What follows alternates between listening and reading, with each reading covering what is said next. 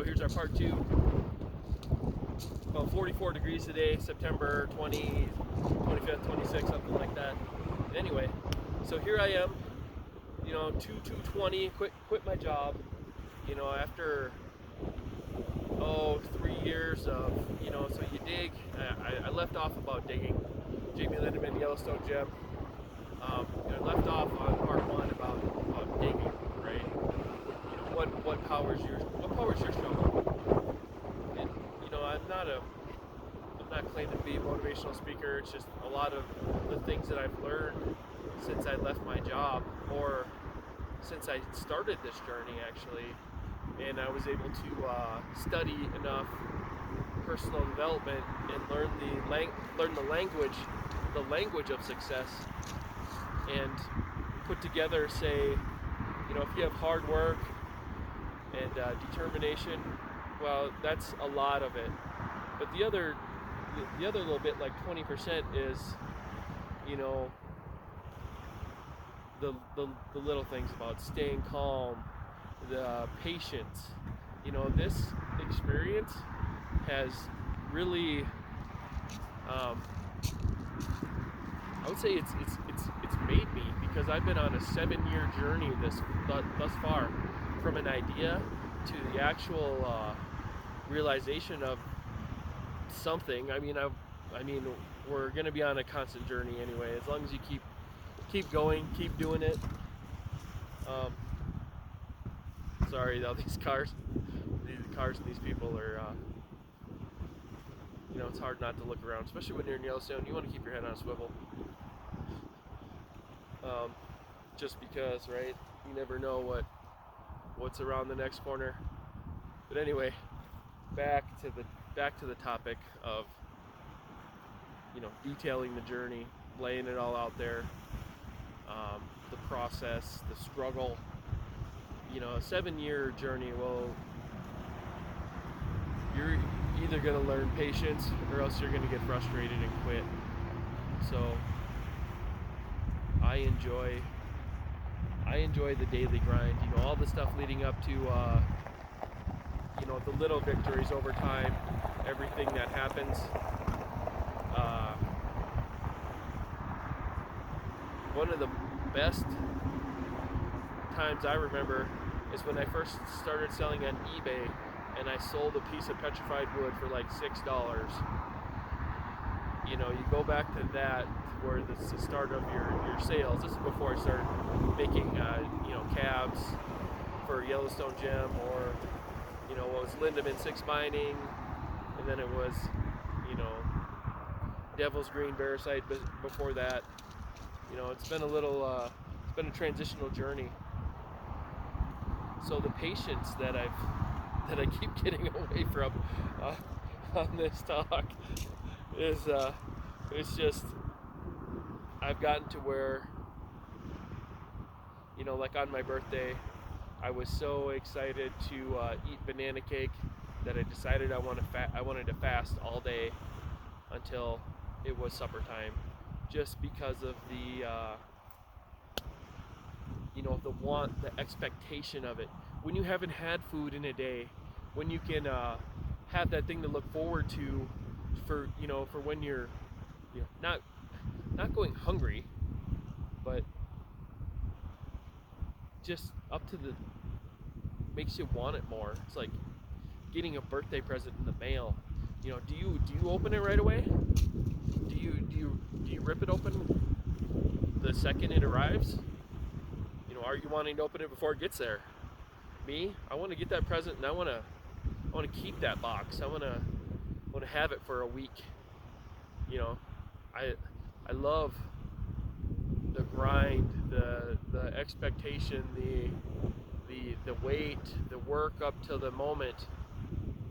It's kind of like I heard someone say the other day on a podcast I was listening to. It's like, they get so excited when they go on vacation, and then once they're on vacation, everything leading up to that they're so excited for. And then once they're on the vacation, they're like, oh, this sucks. So that's where I'm at. On this, I'm just grinding this thing out. Left my job 2/20, developing sales platforms, marketing, business strategy, inventory creation, all of those, that's a lot of stuff to do, and it's a lot to learn, especially when you don't know, I guess I came from a place where I didn't have a sales background. I used to mow lawns when I was 13, 14, 15, 12, 10, whatever, and I would take the $5 that they would give me because I was just happy to do that. And if they were, elderly or whatever, or whoever they were, I didn't negotiate. I didn't say, you know what, I think my services are worth $10.50. Your $5 just isn't quite enough, and that's certainly not something I do now. But it's a learning process with marketing, branding, strategy. I love the internet. I know a lot of people are not fans of the internet, but because of the internet, I mean, right now I can start a podcast, which is coming up. This basically with my manifesto, and I'm laying everything out there, telling you what I'm going to do is, I'm just going to show the world my journey, my truths, the successes, the screw ups, the failures, the process, because I think the worst thing that can ever happen is you can go through life and do something and no one knows anything about it. As far as your kids, your family, your future generations, me, my philosophy, document everything. Write it down, keep a diary, keep a journal. Which I do. I do a lot of that, and I really like it because, I have the first Variscite mine that I know of in Wyoming's history, right? And I'm not saying that's a big deal. It is what it is. I've tried to just go for what I want and not worry about prestige, right? It's like, oh well, I want to be the first one to ever do this and that. I want to find something. I want to create. I want to bring beauty to the world. I want to be a good person, and I want to be happy, and I want to do things with my family, that are value added,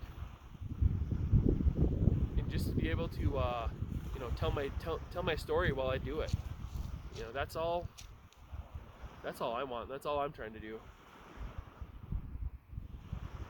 Not, oh, I need to be the number one world's famous gravel miner, something stupid like that, or I'm the the world's number one prestigious stick collector. I don't want fame.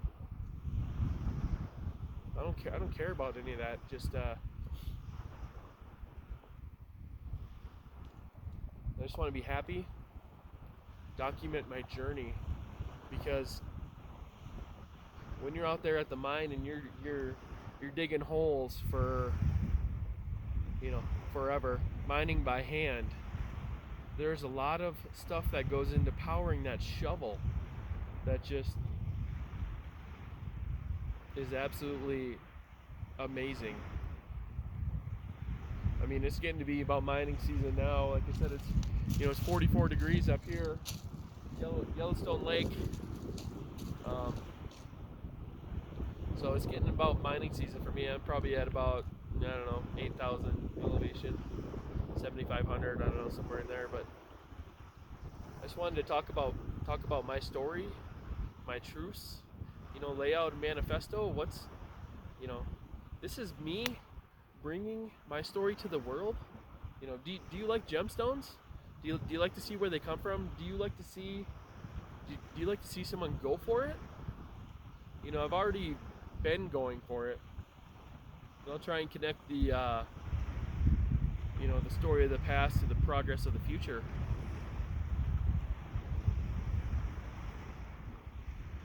Because I think it's important.